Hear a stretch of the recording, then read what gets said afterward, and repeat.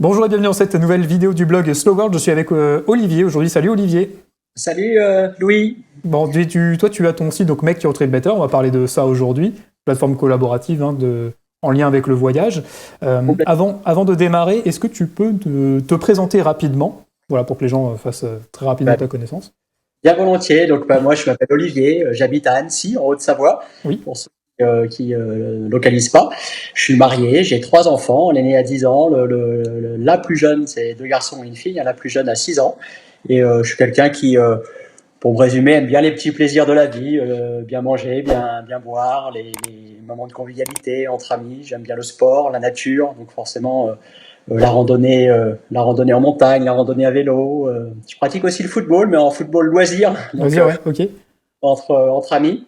Bon, pour l'outdoor, t'as le choix à Annecy, il y a du choix pour ça. Là, sur toutes les activités, on a l'embarras du choix. On est vraiment dans une belle région. Et puis, ça fait 20 ans que je travaillais, quasiment 20 ans que je travaillais dans des grandes entreprises. Et j'ai 43 ans, je l'ai pas dit.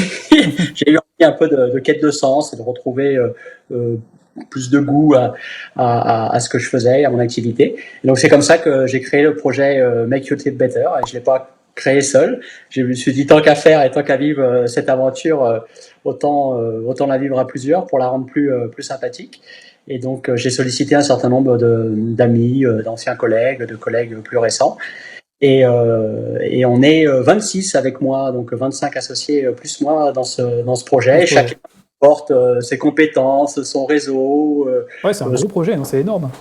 Ouais, c'est chouette. Surtout, ça fait un collectif qui a de la diversité parce qu'on est dans différents pays, de différentes origines, de différentes cultures. On a différentes expériences professionnelles, différentes compétences. Et donc, on met tout ça un peu en commun, on se coud et puis on essaye d'en sortir les choses les meilleures, quoi. Voilà. Ok, d'accord. Donc là, tu viens de nous dire, en gros, c'est un projet à vocation quand même internationale. Est-ce que donc tu peux nous résumer globalement le projet de Make Your Trip Better? Alors, quelques phrases. Ouais, volontiers. C'est un site de mise en relation en fait entre le voyageur et les locaux, les habitants qui sont là. C'est le but, c'est de créer cette mise en relation pour que en tant que voyageur, on puisse obtenir du conseil, du bon plan et l'invitation qu'on fait, c'est-à-dire et pourquoi pas aller jusqu'à la rencontre. Alors c'est une invitation. Ceux qui souhaitent aller jusque là pourront y aller. Ceux qui souhaitent se contenter d'échanges sur la plateforme pourront se contenter de ces échanges-là. Ils sont déjà riches et on les souhaite riches et bienveillants surtout. Et puis voilà, par exemple, ça peut être autour d'activités comme le ski de randonnée, qui est un truc d'actualité. C'est-à-dire que si on a envie d'essayer cette année, par exemple, et on peut se rapprocher avec des locaux qui, eux, le pratiquent déjà depuis plusieurs années ou régulièrement pour obtenir les conseils de où le pratiquer, comment, quels sont les facteurs de risque, auprès de quels peut-être professionnels se rapprocher aussi, parce que c'est pas forcément sur lequel il faut se lancer en tant que débutant seul. Et puis, pourquoi pas, à la limite, aller avec eux aussi dans les sorties. Et cet exemple du ski de randonnée, c'est une invitation qu'on fait pour tout type d'activité, en fait, et partout. C'est ça l'idée. Ok, donc l'idée, c'est de faire le tuyau du coup entre l'autochtone et la personne qui va vouloir voyager. Il n'y a pas de nécessité à rencontrer la personne. Et on est d'accord, c'est pas non plus du couchsurfing. Donc pour ceux qui ne connaissent pas le couchsurfing, c'est dormir chez l'habitant. Et voilà, non, c'est pas du couchsurfing. La mise en relation se fait pour du conseil, du bon plan, de l'échange, mais pas pour aller jusqu'à dormir chez l'habitant. Donc, ça peut l'utiliser où qu'on aille. Si on souhaite aller chez un ami, dormir à l'hôtel, au camping, en location, quel que soit son mode de déplacement, on peut utiliser Make Your Trip Better. D'accord, donc ça c'est rassurant pour l'utilisateur, parce que quand on ne connaît pas forcément les personnes en face, au moins, bon, ça c'est le côté que prise d'infos.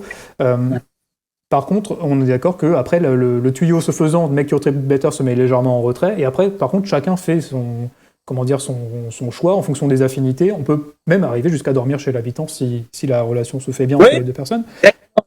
C'est ça exactement ça, il n'y a pas de limite. On fait la mise en relation, on aide les personnes à se connecter entre elles, et à partir de là, on crée quand même dans cette façon de les connecter entre elles un rapport où on est où donc c'est des échanges personnalisés qui permettent de construire une relation et d'avancer dans cette relation pour aller jusque là où les personnes ont envie d'aller. Nous on impose rien à personne. Si les personnes ont envie d'aller jusqu'à la rencontre, jusqu'à aller partager un hébergement, un logement, se rendre des services par ailleurs, quels qu'ils soient, tant mieux. Après, ça peut commencer déjà. Le premier échange, c'est déjà du conseil et de l'échange de bons plans, qui est déjà un truc très sympa à faire quand on part en vacances, en voyage, en week-end. Et puis il n'y a pas de limite. Ouais, ça se rapproche un petit peu aussi comme le système des griteurs, pour ceux qui connaissent, c'est le fait de quelqu'un qui se rend sur place pour accompagner, faire visiter vraiment personnellement. Mais là, on rejoint un peu le système avec les activités, parce qu'on peut aller plus loin, on peut pratiquer l'activité avec les gens, etc. Ouais, c'est exactement ça. Ça rejoint, c'est-à-dire qu'on partage quand même un certain nombre de choses avec les griteurs. Cette notion d'accueil quand on agit en tant que local, en tant qu'habitant, cette notion de bienveillance, parce que dans les rapports, il y a aussi cet aspect important. Et puis après, il y a des petites différences. C'est-à-dire que nous, la plateforme, elle est collaborative, c'est-à-dire que chacun est à la fois et le voyageur et le local ou l'habitant. Conseil. Ça, c'est partout dans le sens où les griteurs sont assez concentrés sur les grandes villes. Là, ça même si on va en race campagne, et même c'est même un intérêt d'aller sortir des fois un peu des sentiers battus, découvrir d'autres choses en étant justement guidé par ces locaux qui connaissent les endroits en dehors des sentiers battus. C'est toutes les activités comme dit, et puis voilà, c'est la proposition, c'est d'aller jusqu'à la rencontre, et là c'est commun avec ce que proposent aussi les Gritters qui proposent ça. Ok. Tu peux m'expliquer un peu le principe du match, parce que tu m'as expliqué qu'en gros qu'il y avait un système qui permettait de favoriser un peu le match selon, donc, comme tu le disais en introduction, les affinités avec les activités, etc. Tu peux juste nous en parler un petit peu par rapport au rationnement sur le profil, etc. On a beaucoup réfléchi au départ à comment faire, est-ce qu'il faut construire un algorithme, comment procéder pour que les personnes matchent. Et puis finalement, on a laissé la main aux utilisateurs en disant vous allez pouvoir faire des recherches avec les critères qui vous correspondent. C'est-à-dire que si vous êtes parent d'adolescents et que vous avez envie de trouver d'autres parents d'adolescents, vous allez pouvoir dire je veux sur ce lieu-là rechercher des parents d'adolescents. Si vous êtes un fan de cyclisme et que vous recherchez quelqu'un qui est lui-même fan de cyclisme, vous allez sélectionner ce critère. Si vous voulez quelqu'un qui parle la même langue que celle ou une des langues que vous parlez, vous allez pouvoir utiliser ce critère, parce que évidemment la langue c'est un élément important. Et puis cumuler les critères, c'est-à-dire que si vous êtes fan de cyclisme, parent adolescent, et que vous voulez trouver quelqu'un qui parle une langue que vous parlez, vous pouvez utiliser tous ces critères, et donc vous allez après avoir un certain nombre de fiches, de profils qui vont être face à vous, qui sont anonymes, hein. Donc vous allez avoir le prénom, le pseudo, mais vous n'aurez pas les informations personnelles. C'est important. Ok. Et puis vous allez pouvoir regarder ce que la personne aime en plus, c'est-à-dire que vous avez sélectionné 2-3 critères, vous allez percevoir qu'en plus du cyclisme, la personne est aussi passionnée de culture ou de littérature ou de gastronomie, et vous dites tiens, finalement ça se rapproche assez de ce que moi j'aime faire et de ce que j'aime. Et simplement vous allez sur le bouton, vous cliquez contacter, vous commencez à vous mettre en relation avec elle, quoi. Ok, on en reparlera peut-être un peu de tout ça, comment on se met en relation, etc. Parce que je me suis inscrit du coup moi sur la plateforme, mais je ne vais pas anticiper sur la question, mais pour nous expliquer comment ça fonctionne exactement.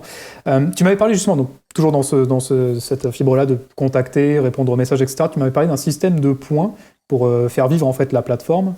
Pareil, est-ce que tu peux nous expliquer comment ça fonctionne, quel est le principe ? Alors déjà, à quoi servent les points ? C'est comme c'est collaboratif, c'est que ça sert à ce qui est cet usage, et à la fois en tant que voyageur et en tant que habitant, que local. Comment on gagne des points ? En créant son compte déjà, automatiquement on gagne un certain nombre de points en créant son compte. En parrainant éventuellement des amis, de la famille, on peut aussi gagner des points. Et puis en répondant aux sollicitations qu'on reçoit. On gagne des points. Et après, à l'inverse, comment on consomme ces points-là ? En sollicitant des locaux lorsqu'on est nous-mêmes voyageurs, ou quand on prépare un voyage, ou qu'on a l'idée d'un voyage. Et on consomme beaucoup de points. Par contre, si on ne répond pas à une sollicitation, alors même qu'on est sollicité de moindre mesure que, je sais pas, clair qu'on l'utilise. C'est-à-dire que si on sollicite en tant que voyageur 4 fois des locaux, et qu'on est sollicité à l'inverse, dans l'autre sens, en tant qu'habitant seulement 2 fois, là, si on refuse ces sollicitations, on va consommer pas mal de points. Donc, on va limiter cet usage. Le but n'est pas de sanctionner les utilisateurs, le but est que ce soit vraiment une communauté de personnes qui soient capables de s'échanger des services et qui ait cet esprit collaboratif sur la plateforme. Pour motiver les gens vraiment à interagir. C'est ce qui fait la force du coup de la plateforme. Exactement. D'accord. Étant donné que la plateforme, donc elle est gratuite, on est d'accord, d'utilisation pour tous. Quid des données en fait qui sont données sur le site, est-ce que c'est utilisé de façon à comment dire, être vendu, ou est-ce que non, pas du tout? Pas forcément nous dévoiler votre business model, mais rassurer les gens peut-être à ce niveau-là. Très important, et ça me donne, c'est très bien qu'il y ait cette question, ça me donne l'occasion de parler d'un élément très important pour nous, et c'est un mot qui compte, c'est le respect. Et on va demander aux utilisateurs d'être respectueux entre eux, d'être respectueux quand ils voyagent du territoire, qui est un élément important qu'ils visitent, d'être respectueux des habitants. Et nous, en tant que plateforme, la façon qu'on a, c'est de respecter ça, c'est qu'on va respecter totalement vos données. On va rien communiquer à personne. Les profils sont anonymes, les données et vos données personnelles, donc les coordonnées, le nom de famille, le prénom, l'adresse mail ne seront transmises à personne. C'est un élément important pour nous de confiance entre l'utilisateur et la plateforme. Simplement, parce que derrière, effectivement, il y a quand même un business model, une façon de gagner notre vie. Ça va être le contenu publicitaire, et on n'a pas peur de le dire, parce qu'on va faire en sorte, et c'est vraiment un élément important pour nous, à ce que cette publicité soit perçue et soit un vrai service. C'est-à-dire que on va pas vous inonder non plus, on va pas vous spammer, on va pas vous envoyer des campagnes de mails qui vont inonder votre boîte mail. Simplement, quand vous allez venir spontanément sur la plateforme, que vous allez que vous aurez renseigné votre profil, que vous aurez dit, bah tiens, je projette d'aller, je sais pas moi, en Haute-Savoie, par exemple. Par exemple, au hasard. Complètement au hasard, l'été prochain.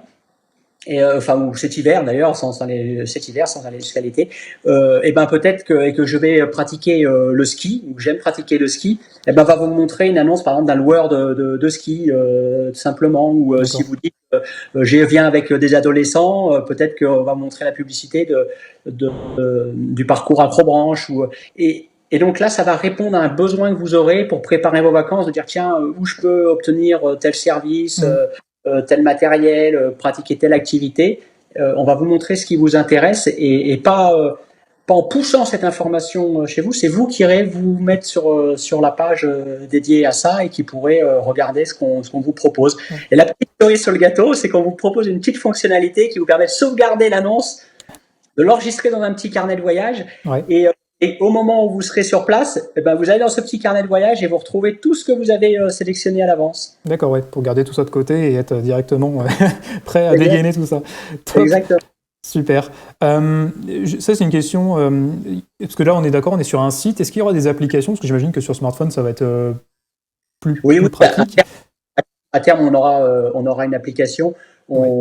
Non, parce que c'est tout récent, c'est seulement depuis cet été qu'on a lancé, et on a besoin, et on fait encore évoluer cette plateforme, on l'enrichit, on corrige, on améliore, et c'est pour les raisons techniques, tout ça est beaucoup plus simple à faire sur un site web que sur une application. Donc on attend d'avoir une plateforme un peu plus mature, un peu plus robuste, pour ensuite la livrer sur des applications. Ok. Alors du coup, moi je me suis inscrit sur la plateforme, forcément. Donc j'ai renseigné mon profil, etc. Et je me suis retrouvé donc sur la page. Parce que si les gens vont là tout de suite sur Make Your Trip Better, on est d'accord, c'est une page d'accueil. Il faut tout de suite se connecter si on veut avoir accès à l'envers du décor, quoi. Là-dessus, on est d'accord. Oui. Du coup, par contre, je me suis entre guillemets heurté à un petit problème, ou alors c'est moi qui n'ai pas vu la fonctionnalité, mais il n'y a pas de moteur de recherche. Donc est-ce que tu peux nous expliquer comment ça se passe pour rentrer en contact avec des gens, ou trouver des locaux, des choses comme ça? Comment ça fonctionne? Effectivement, il faut s'inscrire et renseigner son profil, donc dire un petit peu qui on est et quelles activités on aime pratiquer soi-même. Et puis ensuite, on va créer un lieu. Donc ça peut être un lieu de séjour potentiel, un lieu de vacances déjà prévu pour lequel on a fait des réservations. Et puis à partir de là, une fois qu'on est sur ce lieu-là, dans la fiche du lieu, alors j'ai une petite précision, sur smartphone, il faut maîtriser le scroll latéral. Oui, d'accord, ok. Tout à fait intuitif. On va pouvoir avoir un petit bouton, simplement on recherche des contacts, et là on tombe sur des critères, et on va dire voilà, ce que j'expliquais tout à l'heure, je souhaite quelqu'un qui pratique le cyclisme, qui a des enfants adolescents, qui parle français comme moi, et on va voir les fiches profils qui correspondent à ce critère, et puis on pourra cliquer sur un bouton et marquer contacter, et puis là on peut écrire un petit message, et c'est parti, quoi. D'accord, ok. Donc en gros, je ferai peut-être un mini tuto entre guillemets en fin d'interview pour montrer. Donc en fait, j'ai vu effectivement qu'on pouvait créer des lieux, et en fait, c'est à partir du moment où on renseigne des informations dans celui-là, on fait rechercher, et là on a des contacts qui apparaissent. C'est ça. D'accord, ok. Très bien. Ok. Juste pour, je pense qu'on a déjà bien dégrossi le Make Your Trade Better pour les gens qui veulent découvrir un peu ce site et ce projet. Qu'est-ce que tu pourrais dire, et enfin, je pense que ça paraît évident, mais en tout cas, en lien avec la slow life, en quoi ton projet s'inscrit dans la slow life, le slow tourisme? Ce qu'on veut dire aux gens, nous, ce qui est un élément important, make your trip better, voyager mieux, c'est prenez le temps dans ce voyage mieux. Il y a plein de façons de voyager mieux, mais pour nous, c'est un élément important, c'est de prendre le temps. Alors, prendre le temps, c'est peut-être aussi des fois savoir, au lieu de partir à 2 endroits différents, 2 fois 5 jours, et ben dire on part une fois, mais 10 jours. Et par contre, sur place, on prend un peu plus le temps. Et nous, ce qu'on aimerait, et l'invitation qu'on fait, c'est que dans ce temps-là, il y a un échange. Euh, avec entre les voyageurs et les habitants, parce qu'on est convaincu que le sel quand même du voyage, des vacances, c'est cet échange, cette entrée en relation. C'est une bonne façon aussi que les habitants peuvent avoir de transmettre leur message aux voyageurs pour leur dire vous êtes les bienvenus, on vous accueille volontiers sur notre territoire, mais attention à le respecter, attention à nous respecter, parce qu'on est soucieux de notre environnement, on est soucieux qu'il ne soit pas sali, qu'il n'y ait pas une pollution excessive. Et donc, on a cette invitation à prendre plus le temps quand même et à faire cette rencontre dans Make Your Trip Better, voyager mieux. C'est un élément. Super. Top. Bah écoute, merci beaucoup Olivier pour le temps que tu m'as consacré sur cette interview. Je mettrai le lien pour les gens qui veulent aller directement sur le site, qu'ils n'hésitent pas à créer un profil et puis ensuite à alimenter la plateforme. On est d'accord, j'ai sauté une question parce qu'on avait un peu répondu, mais l'idée c'est ça, c'est que les acteurs finalement du développement de la plateforme et puis de la continuité de ce projet-là, c'est chacun peut en profiter, mais chacun fait aussi la continuité du projet en répondant aux messages, en aidant les autres. Exactement, c'est le côté collaboratif de la plateforme, donc c'est effectivement un élément important. Ne pas hésiter à s'inscrire et donc à faire vivre la plateforme. Voilà, venez nous rejoindre, on vous attend. Il y a déjà pas mal de monde qui vous attend, mais plus on est nombreux, mieux ça fonctionne. Donc n'hésitez pas à venir nous rejoindre. Et puis c'est gratuit, il n'y a pas de risque derrière. Vos données sont bien gardées. Donc, finalement, c'est pas si gourmand que ça en temps, dans le sens où c'est seulement au moment où on est sollicité qu'il faut répondre à la personne. Après, tant qu'on n'a pas de message. C'est ça. C'est ça. Et puis après, on peut, si on est trop sollicité, on peut refuser la sollicitation ou ne pas. Il y a pas de. On a des petits systèmes pour. On a mis des petits garde-fous. N'ayez pas peur d'un seul coup d'être inondé sous les messages et les sollicitations. On a mis des garde-fous pour que ça reste tout à fait raisonnable et jamais supérieur à votre propre usage. Voilà la façon de fonctionner. Ok, top. Bah écoute, merci beaucoup Olivier et puis à tout de suite. Je te reprends en antenne. Merci. À tout de suite. Et donc, comme promis, durant l'interview, je fais un petit tuto très rapide parce qu'en fait, c'est vrai qu'il n'y a pas de. Vous voyez ici, une fois que vous êtes connecté, donc là, bien des connexions, une fois que vous êtes connecté à votre compte, c'est vrai qu'il n'y a pas de moteur de recherche, il n'y a rien du tout. Alors, c'est ce qu'expliquait Olivier pendant l'interview, c'est qu'en fait, vous avez donc dans mes lieux la possibilité d'ajouter un lieu, en l'occurrence un lieu de vacances. Donc, on va faire un petit tuto ensemble. Donc, au niveau de l'objet, on va dire que c'est le lieu de vacances. Pour la date de début, on va dire qu'on arrive le 5 décembre et qu'on repart le 13, transport au quotidien, on va dire vélo. Pour l'adresse, on va dire qu'on va se mettre sur Annecy, d'accord, la ville d'Olivier du coup, rue Vaugelas, j'ai vu que c'était une rue qui existait, et bien sûr en France. Donc on valide l'adresse est bien validée, on valide. Donc là on a un nouveau lieu qui apparaît, en l'occurrence Annecy, qui est donc un lieu de vacances. Moi, ma résidence principale, c'est sur Valenciennes. Hop. Et là, en fait, il y a un bouton, effectivement, je recherche une mise en relation. Donc là, on peut créer des posts, etc. Consulter le carnet de voyage, écrire encore des posts. En gros, c'est ce bouton-là, donc chercher une mise en relation. Et voilà. Donc là, c'est là où le moteur de recherche intervient. Et on a donc toutes les personnes qui habitent sur Annecy, ou aux alentours, en tout cas. Parce qu'après, on peut régler dans les filtres, ici, si on cherche, en fonction du statut, en fonction des langues. On peut chercher quelqu'un qui habite beaucoup plus près, donc dans un rayon de 10 km. Ça va refiltrer un petit peu, hop, et puis voilà. Donc là, effectivement, on a plusieurs profils qui apparaissent, et c'est donc sur le bouton contacter tout simplement. Voilà. Donc c'est ce que m'a expliqué Olivier durant l'interview. Et c'est vrai qu'une fois qu'on a compris le truc, c'est très très simple. Voilà. Puis là, je pense que c'est le profil d'Olivier du coup. Voilà, ça méritait, je pense, quand même de montrer comment ça se passait, parce que moi j'étais légèrement perdu au moment de l'inscription, mais en fait c'est très très simple une fois qu'on nous a expliqué comment ça fonctionne. Puis après, le reste c'est intuitif, les messages quand vous avez des réponses. C'est-à-dire, ça fait quoi si je fais contacter? Voilà. Ok, voilà, donc c'est un système de messagerie très simple. Demande de connexion envoyée. Ok. Voilà pour le tuto, merci d'avoir regardé en entier cette vidéo, et puis je vous dis à bientôt sur le site slow-world.com ou sur ma chaîne YouTube, n'hésitez pas à vous abonner. Merci beaucoup, à bientôt.